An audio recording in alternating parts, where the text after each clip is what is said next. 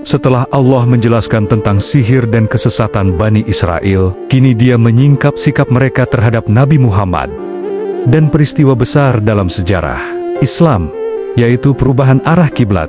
Allah membuka ayat-ayat ini dengan peringatan kepada orang-orang beriman. Wahai orang-orang yang beriman, janganlah kalian mengatakan kepada Rasul, Ra'ina, tapi katakanlah, Unzurna, dan dengarkanlah.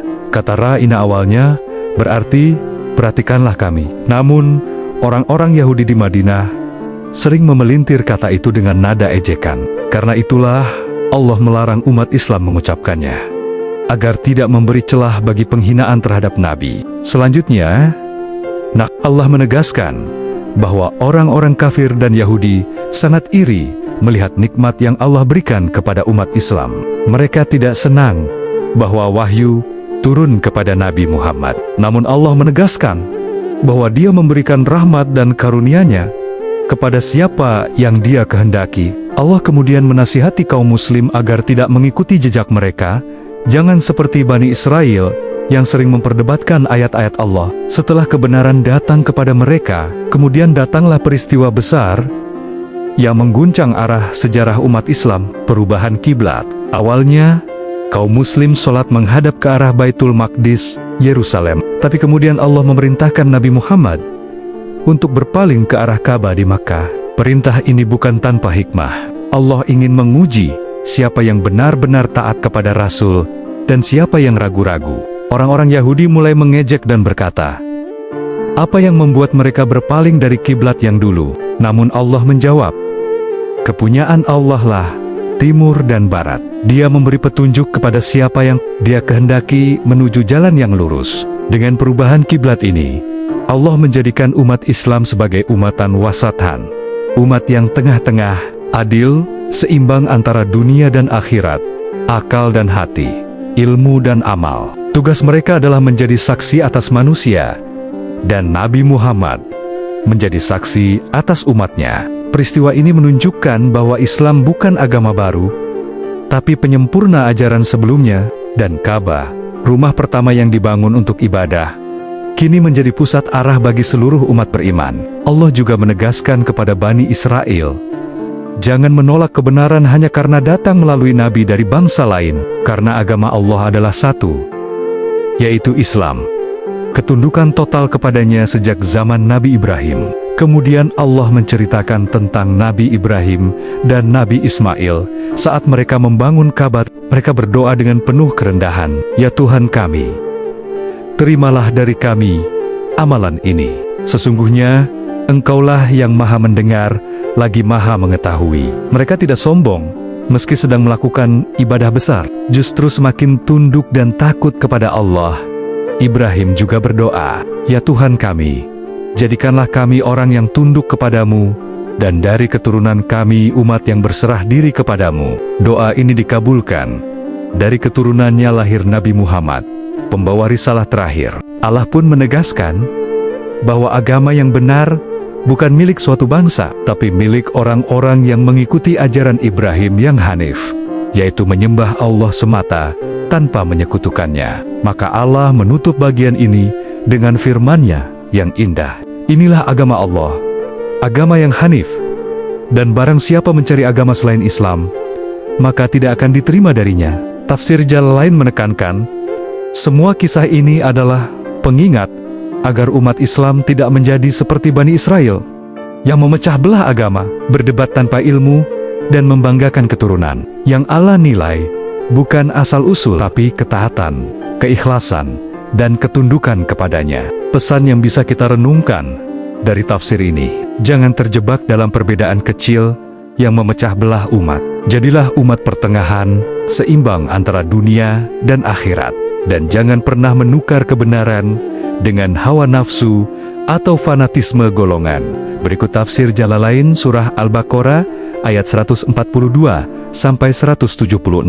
Setelah Allah menjelaskan tentang perubahan kiblat dan keistimewaan umat Islam sebagai umatan wasatan, umat yang seimbang dan menjadi saksi atas manusia, kini Allah berbicara tentang ujian keimanan, perintah ibadah, dan keteguhan para nabi, terutama Nabi Ibrahim alaihi salam. Allah berfirman tentang orang-orang bodoh yang berkata, "Apa yang membuat mereka berpaling dari kiblat yang dulu?" Allah menjawab, "Arah manapun bukanlah yang utama, karena tujuan ibadah bukanlah arah, tapi ketaatan. Allah lah yang memiliki timur dan barat, dan Dia memberi petunjuk kepada siapa yang Dia kehendaki menuju jalan yang lurus." Dengan perubahan kiblat itu, Allah ingin menguji hati. Siapa yang benar-benar mengikuti Rasul, dan siapa yang ragu terhadapnya. Ujian itu memang berat, tapi bagi mereka yang beriman, perintah Allah pasti dijalankan dengan penuh kepasrahan. Kemudian Allah memerintahkan agar umat Islam senantiasa mengingatnya, bersyukur, dan tidak putus asa.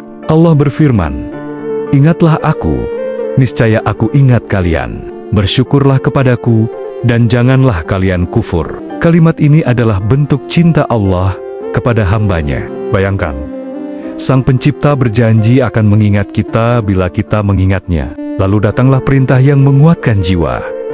Mintalah pertolongan dengan sabar dan syalat. Sesungguhnya Allah bersama orang-orang yang sabar.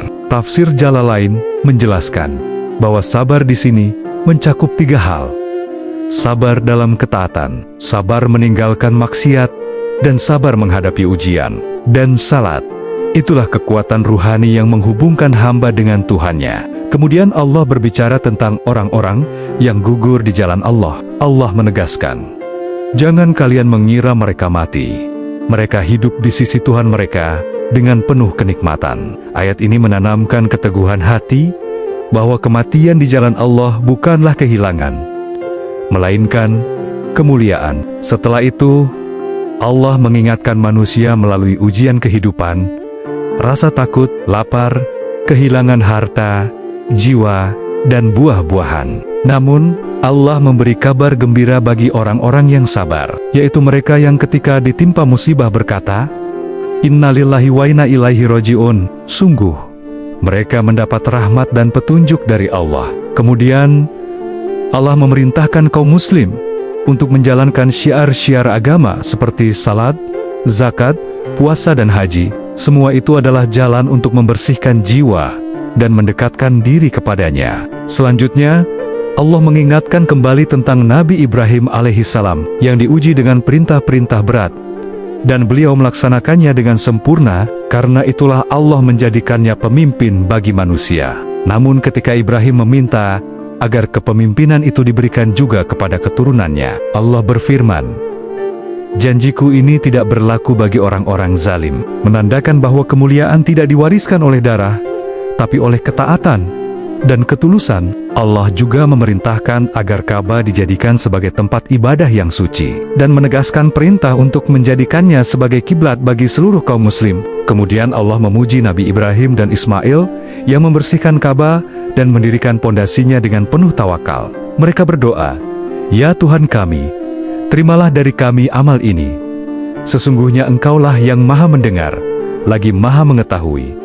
Sebuah doa yang menggambarkan kerendahan hati seorang hamba meski telah melakukan amalan besar. Lalu Allah menyinggung perintah kurban dan ujian penyembelihan Ismail, yang menunjukkan kesempurnaan iman dan ketaatan Nabi Ibrahim. Beliau rela menyerahkan yang paling dicintainya karena yakin kepada perintah Allah. Itulah makna sejati dari Islam, kepasrahan total kepada kehendak Allah. Di akhir bagian ini, Allah menegaskan agar umat Islam tidak mengikuti langkah-langkah orang Yahudi dan Nasrani yang memecah belah agama dan menyembunyikan wahyu.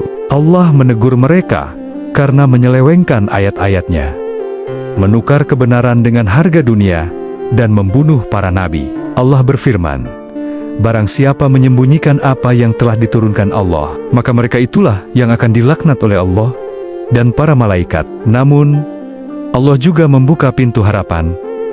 Barang siapa bertaubat, memperbaiki diri, dan menjelaskan kebenaran yang telah disembunyikan, maka Allah menerima taubat mereka, karena Dia Maha Penerima Taubat, lagi Maha Penyayang. Pesan besar dari tafsir bagian ini, ketaatan sejati terlihat saat kita diuji. Sabar dan syalat adalah kunci pertolongan Allah. Kepemimpinan dan kemuliaan hanya untuk mereka yang ikhlas dan taat. Dan jangan pernah menukar kebenaran dengan dunia, karena dunia akan sirna, tapi ridha Allah kekal selamanya.